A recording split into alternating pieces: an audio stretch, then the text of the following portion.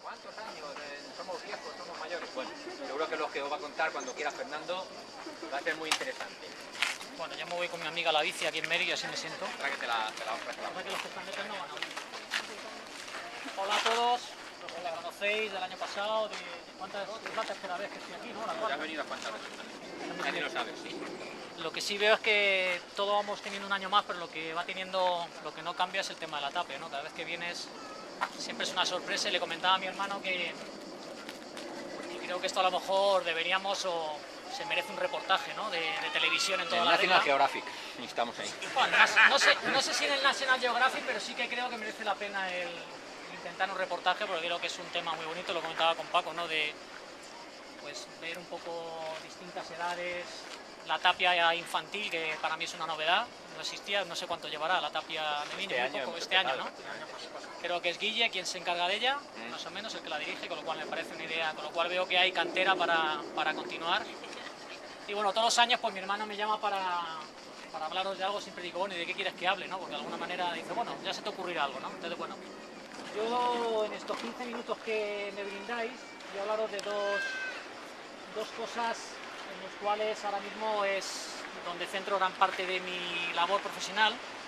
Como ha dicho mi hermano, pues he estado unos cuantos años en el atletismo y un poco viendo lo que es el alto rendimiento, pero ahora pues un poco derivado hacia el mundo de la salud. Entonces os voy a hablar un poquito de salud y de algunas cuestiones que creo que puede ser interesante conocerla. La primera es una cuestión más bien práctica, que puede haceros un poco mejorar vuestra capacidad, no sé si de rendimiento, porque no creo que tampoco sea un poco el objetivo. Yo creo que aquí casi todo el mundo viene un poco por cohesión social, pero también por salud. Imagino que si preguntamos a muchos de vosotros cuál es el motivo de venir a la tapia y correr, bueno, una de las cosas que seguramente aparecerían sería para cuidarme o para estar más en forma, ese tipo de cosas, ¿no? Y voy a hablaros de ese tema, ¿no?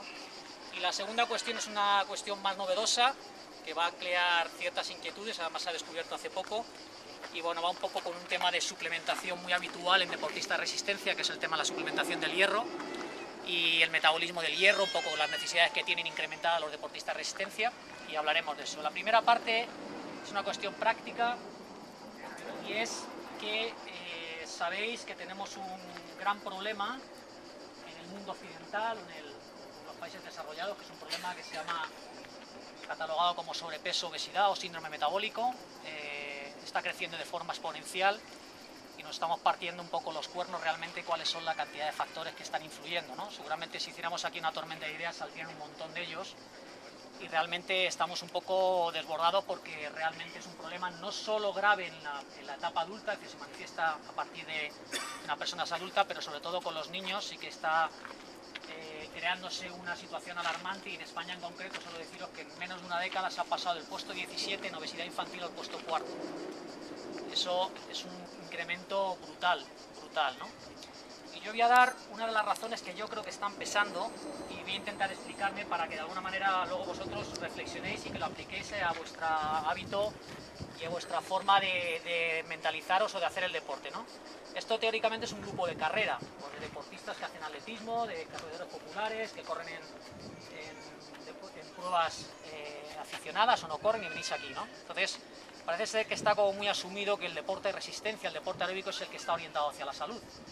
Y es así, es decir, tiene unos beneficios muy claros el hacer cualquier deporte de resistencia, desde la bici, a correr, a nadar, caminar por la montaña, es decir, movilizar y desplazar nuestra masa corporal en el espacio, sea corriendo, sea nadando, eso es un poco una idea, pero cada vez se va sabiendo mucho más de la importancia de nuestra masa muscular, de nuestro tono muscular en la salud, ¿eh? Y hoy día, esto me parece que ya lo comenté el año pasado, así por encima, hoy día ya sabemos que el músculo no solamente es un sistema o un órgano que nos permite el movimiento, ¿eh?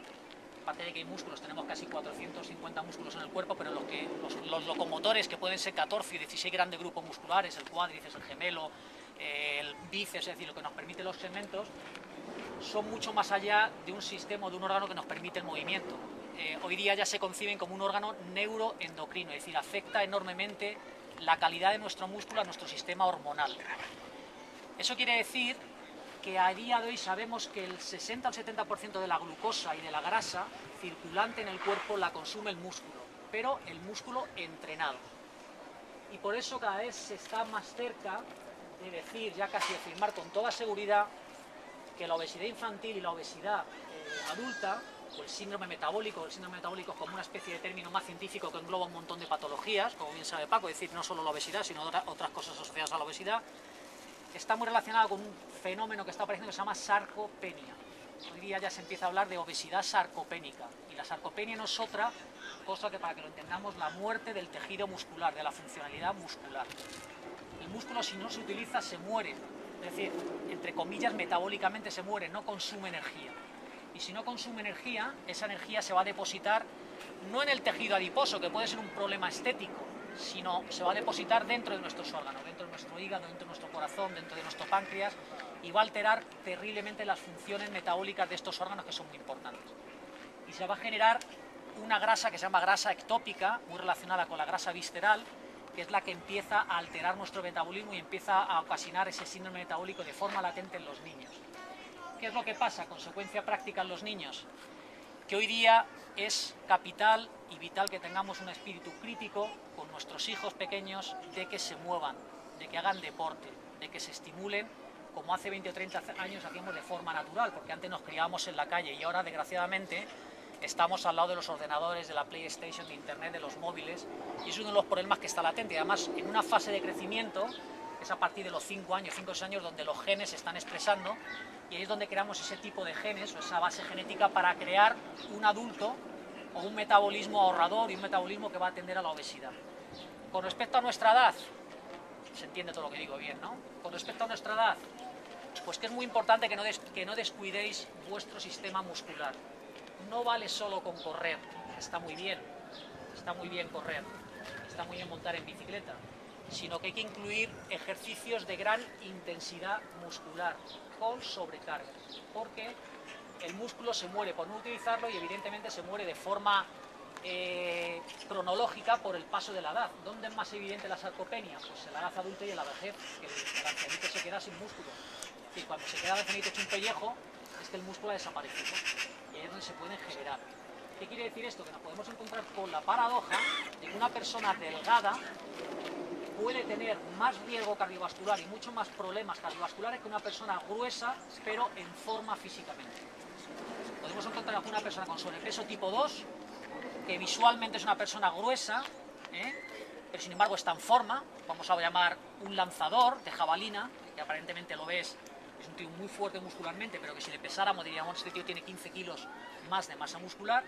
Bueno, pues esa persona va a tener mucho menos riesgo muscular que a lo mejor que una persona delgada que es sedentaria.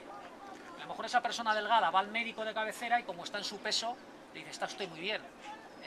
A lo mejor en la analítica sigue estando bien, pero el problema es lo que está pasando de forma latente en su cuerpo.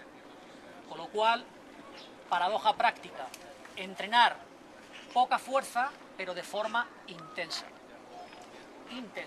Yo, si queréis, hablaré con mi hermano, pues para colgar en la página web, que sé que tenéis página web, en la Tapia, pues una especie de vídeo o de rutinas para que podáis incluir de forma autónoma vosotros y que lo complementéis con vuestra carrera, ¿vale? Ese sería el primer tema que quería hablar. No descuidéis vuestro músculo, en el músculo está parte de la vida y parte de la longevidad. Y la segunda cuestión es bastante más novedosa, y es que se ha descubierto, bueno, yo lo divido un poco en el mundo del alto rendimiento, y lo digo porque cuando salen estos temas uno se da cuenta de lo que ha hecho mal durante los años, hace 10, 15 años, donde se tenía una idea que luego ha demostrado ser falsa, ¿no?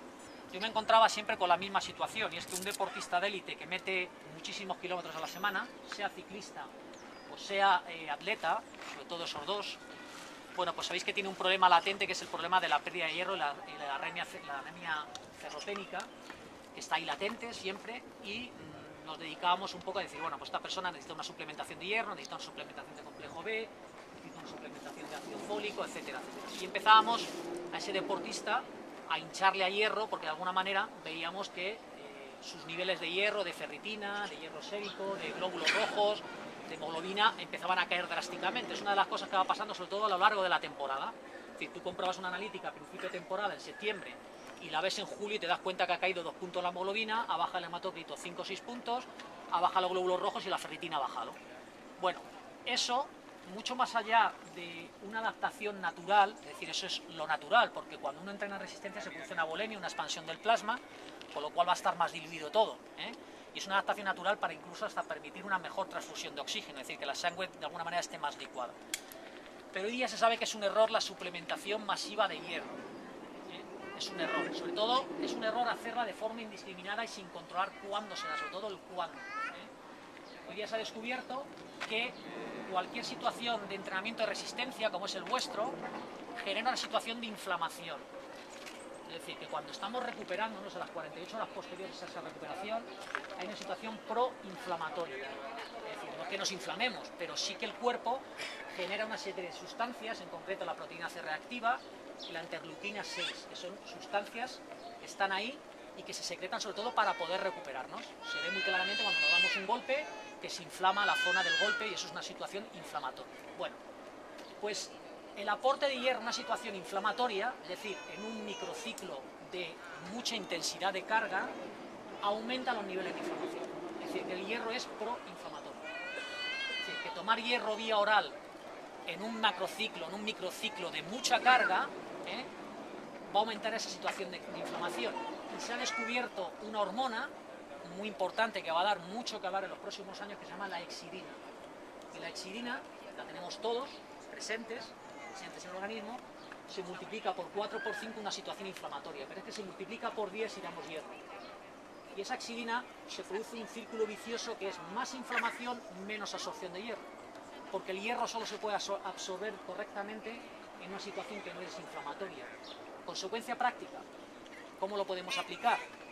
Hierro sí, aquella persona que le haga falta, bueno, diríamos alimentación correcta por encima de todo, es decir, una alimentación correcta.